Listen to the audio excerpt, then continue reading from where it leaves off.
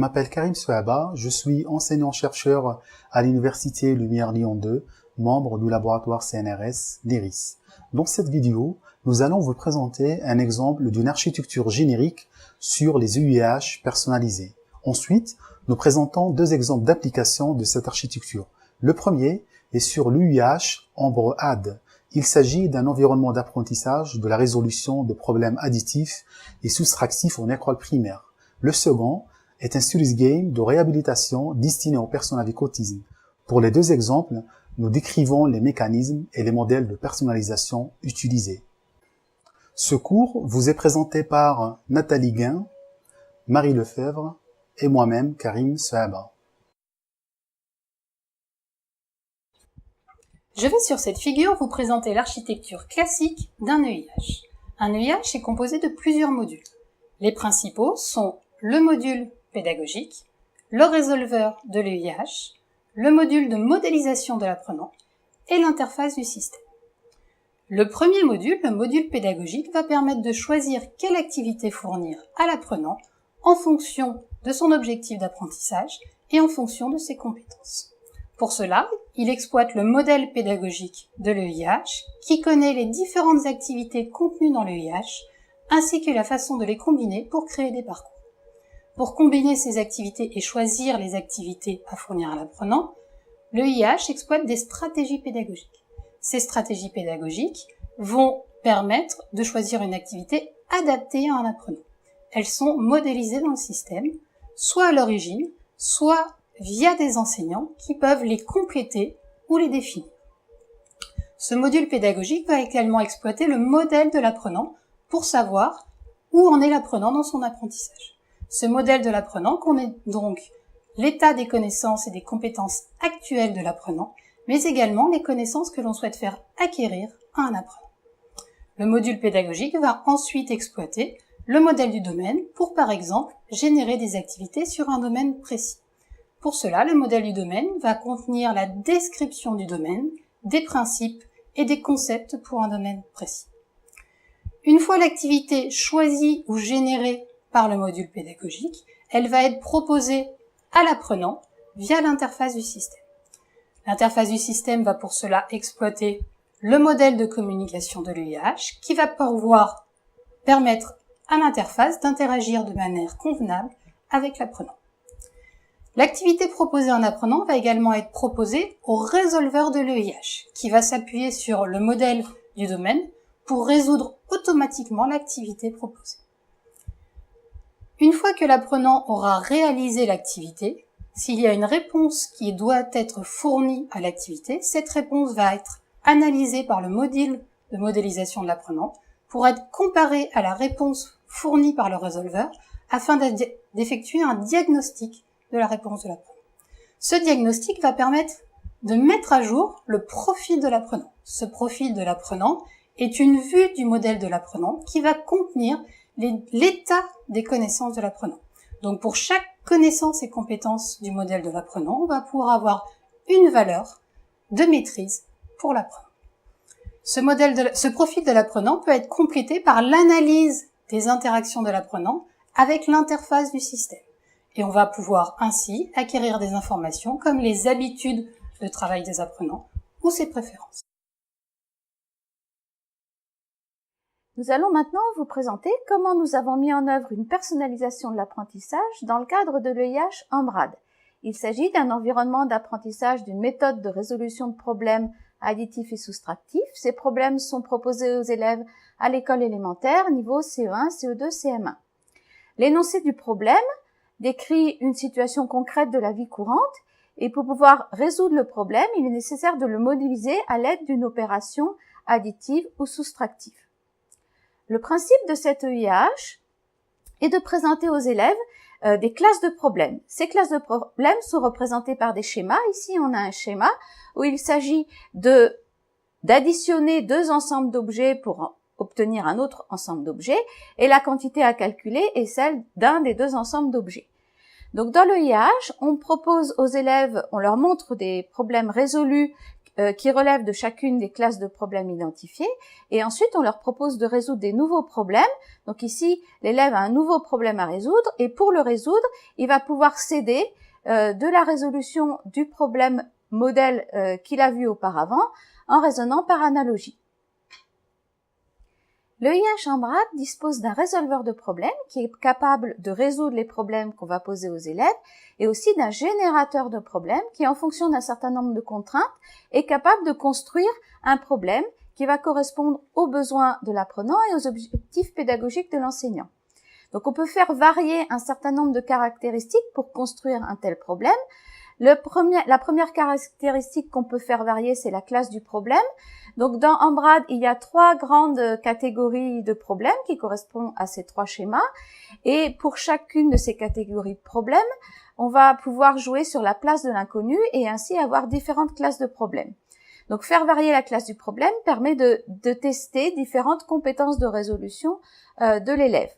La deuxième caractéristique sur laquelle on peut jouer, ce sont les valeurs numériques. En fonction de la grandeur des nombres qui apparaissent dans l'énoncé, de l'écart entre ces nombres et éventuellement de l'utilisation d'une retenue pour l'opération qui a effectuée, on évalue différentes compétences de calcul en fonction des objectifs de l'enseignant.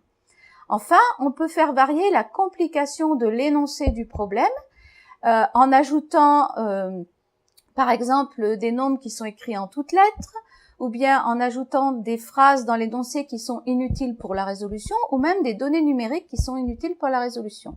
On évalue ainsi les compétences de transfert de connaissances des élèves et leur capacité à identifier dans un énoncé quels sont les éléments pertinents pour la résolution. L'EIH EMBRAD dispose également d'un module qui calcule un profil de l'apprenant en fonction des activités de l'élève au sein de l'EIH. En analysant les traces d'activité de l'élève, on va pouvoir obtenir une indication sur la manière dont il maîtrise les différentes étapes de résolution dans l'EIH. On va aussi savoir quels sont les outils, les fonctionnalités de l'EIH qu'il utilise.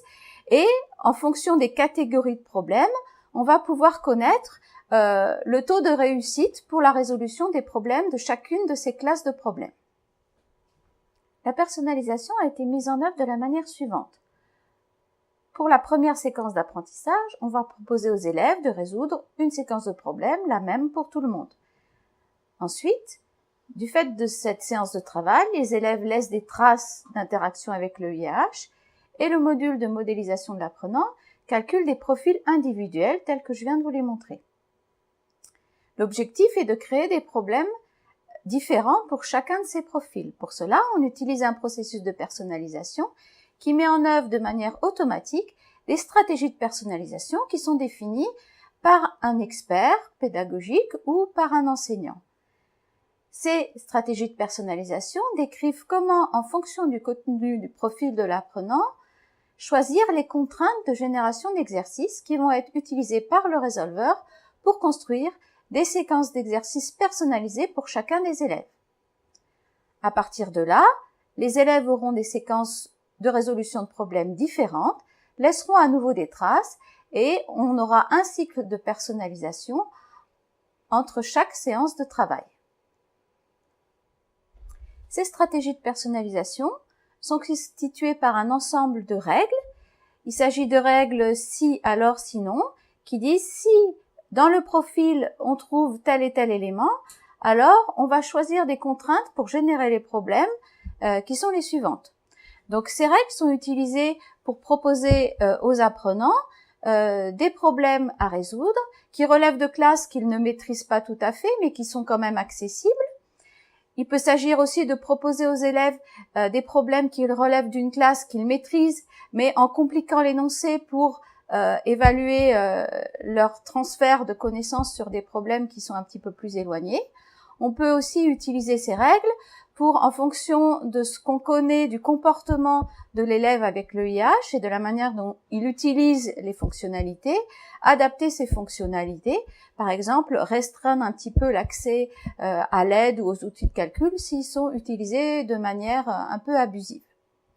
Donc, à partir de cet ensemble de règles qui peuvent porter, par exemple, sur le niveau de lecture de l'apprenant, son niveau de calcul ou sa maîtrise de la résolution des différentes classes de problèmes, on va pouvoir définir les contraintes de génération qui seront utilisées pour construire des problèmes adaptés à chaque élève. Si on reprend l'architecture qui vous a été présentée en début de capsule et qu'on voit comment elle s'instancie pour le IH Ambre, on obtient la chose suivante. Dans le modèle du domaine, on a une représentation des classes de problèmes qui doivent être résolues par l'apprenant. On a aussi des connaissances sur la manière dont on reconnaît la classe d'un problème à partir de l'énoncé de ce problème-là, donc des connaissances de modélisation. Et on a des connaissances de résolution qui sont associées à chacune des classes de problèmes. Dans le modèle pédagogique, on a des connaissances qui permettent d'effectuer un diagnostic des réponses de l'apprenant. Pour cela, ces connaissances utilisent la manière dont le résolveur de problèmes résout les problèmes et compare les réponses de l'apprenant et les réponses du résolveur. On a aussi des connaissances qui permettent de générer des problèmes en fonction d'un certain nombre de contraintes fixées par la stratégie pédagogique ou par l'enseignant.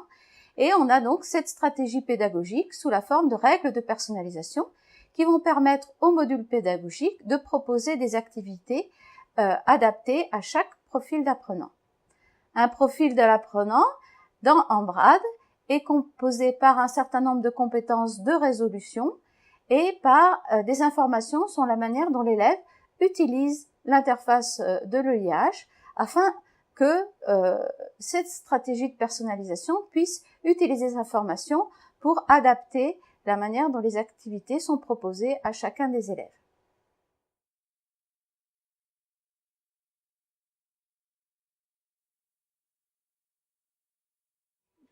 L'autisme est un trouble de développement qui se caractérise par une interaction sociale et une communication déficiente. Par exemple, un enfant avec autisme préfère jouer seul, évite le contact visuel et ne répond pas aux signes d'affection. Et en général, une personne avec autisme a des difficultés à interagir avec l'autrui et présente des comportements restreints et répétitifs. En fait, il n'existe pas de profil type chez les personnes avec autisme. Déjà, on distingue plusieurs catégories, autisme infantile, syndrome Asperger ou autisme atypique, et au sein de chaque catégorie, les difficultés peuvent se manifester de différentes façons et avec des intensités variables. C'est pourquoi on emploie le terme du trouble du spectre autistique. En conséquence, l'accompagnement doit être adapté aux spécificités et aux besoins de chaque personne. Alors, plusieurs outils informatiques sont utilisés pour aider les personnes avec autisme à communiquer, à interagir, reconnaître des émotions ou à mieux appréhender les situations sociales. Parmi ces outils, on trouve des systèmes robotiques, des serious games ou des environnements virtuels. Ces outils ont l'avantage d'être interactifs et permettent également de collecter les traces d'interaction. Ces traces peuvent ensuite être analysées afin de mieux comprendre les difficultés, le développement et le progrès de chaque personne. Je vais vous présenter maintenant un exemple d'un jeu sérieux sur le décodage des situations sociales chez les adolescents Asperger.